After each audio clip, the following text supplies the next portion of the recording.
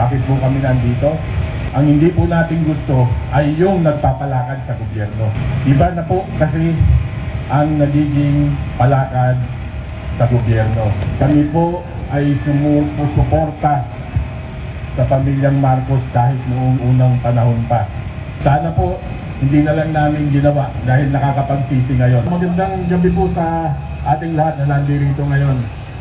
Doon sa mga dating kasamahan ko sa serbisyo sa Philippine National Police, magandang gabi sa inyo.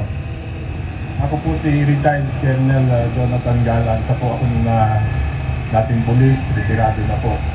Optional retiree ako. Ang mga kasama ko po karamihan nasa serbisyo pa at ang iba po ay mga general na rin ngayon.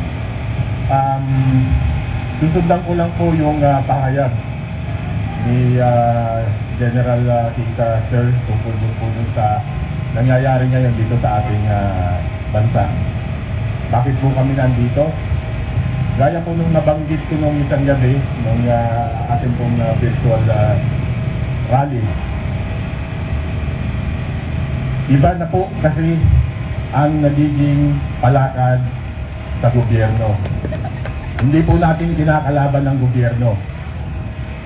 Ang hindi po natin gusto ay yung nagpapalakad sa gobyerno. Yung administrasyong nakaupo ngayon. Ang aking pong background, gaya ko po nung nasabi nung gabi, kami po ay sumusuporta sa pamilyang Marcos kahit noong unang panahon pa.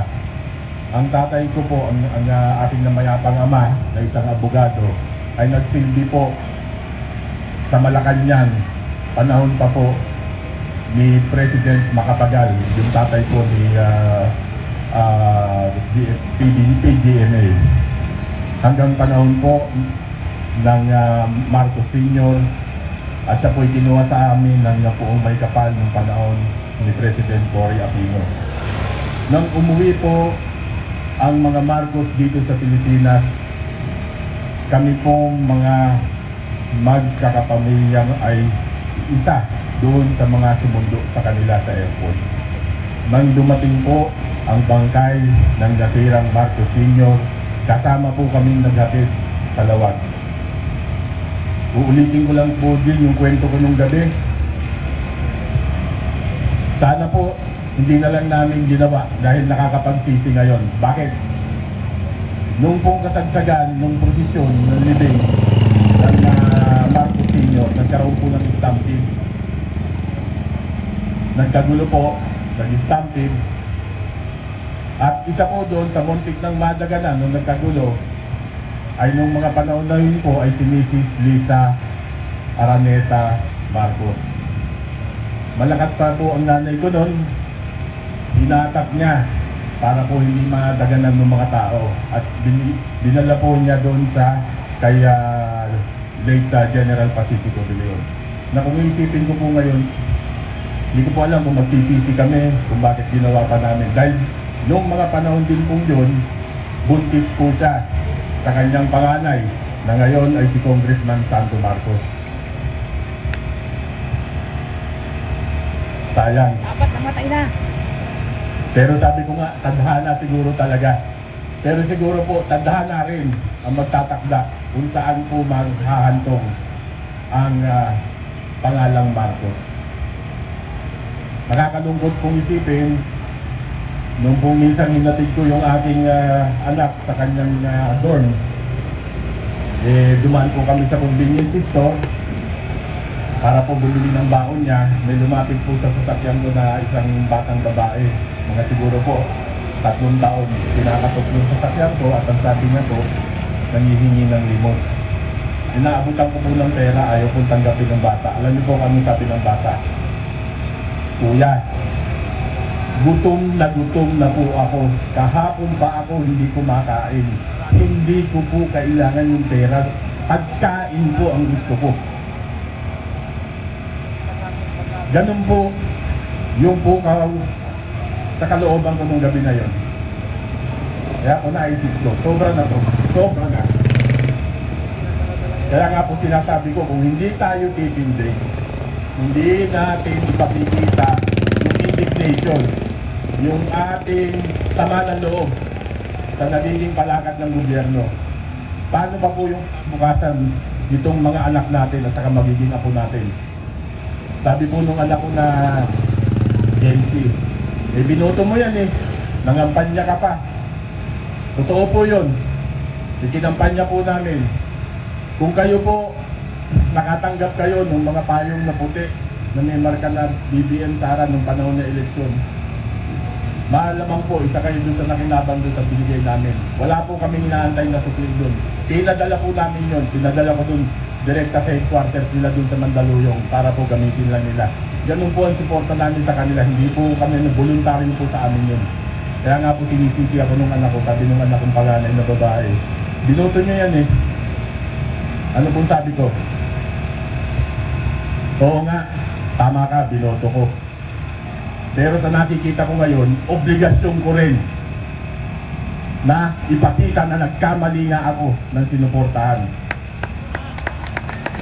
At walang ibang paraan na ipakita yan, kundi iparamdam sa kanila na nandito tayo ngayon at hindi natin gusto ang nangyayari sa ating bansa. Ito pong ginagawa nilang pagsupil sa ating kalayaan para magsalita. Yung pong ginawa nila kay General Romeo Coquis na pinailan po ng kaso. Imagine niyo po, inciting to sedition daw. Paano po naging inciting to sedition? Yung nagsasalita lang kayo ng inyong hinanakit sa gobyerno. Sa ating pong Artikulo 3, karapatan po natin yun. We have the right to air our grievances. We have the right to peaceably assembly and air our grievances sa gobyerno. Kaya po anong naging inciting to sedition sa ginagawa na yon? Mali po bang magsalita tayo? Mali po bang magpahayag tayo ng ating kalooban? Mali po ba na sabihin natin sa gobyerno, nahihirapan na kaming mga taong bayan? Mali po ba yun? Yung ginawa po nila kay Congressman Barsaga, binubuto lang nila. Nagsasalita, masakit po kasi yung katotohanan. Yung pong sinasabi ni Congressman Barsaga, yung katotohanan, masakit po sa tenga nila yun. Sa aking pong panunungkulan, sa aking serbisyo, marami rin po akong nakita. Naging ano po ako naging piloto din po ako ng PNP Air Unit nung araw. Meron po kaming mga naisakay ng mga politiko dyan sa mga air office ng PNP. Nakita ko po, naririnig ko kung ano yung mga pinag-uusapan nila. Kaya wag po silang magmalinis. Yung pong sinabi ni Congressman Barsaga ay simple lang. May problema ang bayan. Talamak ang nakawan na nangyayari sa bayan. Sinong nangunguna? Nangunguna sila dyan, yung mga kasama niya sa Kongreso. Ama! Kailangan pa bang isang kagaya nila, pero bata ang magsasalita para lang po bawat isa sa kanila matauhan? Pero natauhan ba? Hindi! Mga ipokrito. Ethical, complete, ethics. Ano po ang ethic? Ano po ang ethical o ang hindi ethical? Yung magnakaw ka. Hindi po ethical yun. Yung hindi nga po hindi pagnanakaw eh. Pandarambong. 3 asawa. Plunder. 3 asawa. O 3 asawa daw. Ethical yan. Maraming kapit. Immorality, ethical. Unethical. Dati po, naririnig lang natin, milyon. Ngayon po, ang naka 1 billion. Sila po yung pinagkakatiwalaan natin dyan sa Kongreso ng ating budget. Sila po ang naghihimay-himay. Ang nangyari po, hinimay-himay nila para sa bawat bulsa nila. Kanina po, habang bumabiyahe tayo papunta rito, tinitignan ko yung mga kasamahan natin, mga kababayan natin, nagtitinda, nagtatrabaho ng labat at nagtatrabaho ng patas. Laban ng parehas. Nakikipagpatintero sa sasakyan sa highway. Tapos itong mga to, anong ginagawa sa pundo ng bayan? pinambibili ng mga luho, pinambibili ng mga pangyabang nila, pangpapahambog nila sa katawan nila. Tapos, ibabalatran pa sa inyo sa social media. Pagmamalaki pa nila yung mga galing sa pandarambong nila. Anong klaseng ethics po yun? Anong klase yun? Tapos ito ngayon nagsasalita ng katotohanan. Susustindihin ninyo. Baliktad na ho ang mundo natin. Pero kahit po ganito, huwag po tayong mawawalan ng pag-asa.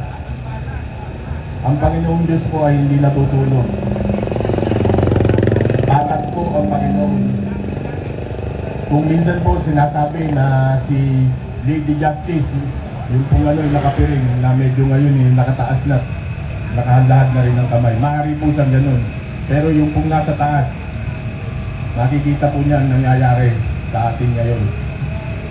Pagpatuloy lang po natin na magkaisa tayo. Kailangan po magkaisa tayo. Kailangan po tayong manindigan at labanan po natin yung mga maling gawain sa gobyerno. Bawat isa po sa atin may obligasyon dahil pagdating po ng panahon, ang mga anak, ang mga apo natin at ang mga kaupo-upuhan natin ang maghihirap at magsasagot pa rin po sa mga pandarambong na ginawa nila. Wala pong ibang panahon, hindi po kahapon, hindi po bukas. Ngayon na po, kailangan po manindigan tayo. Tama!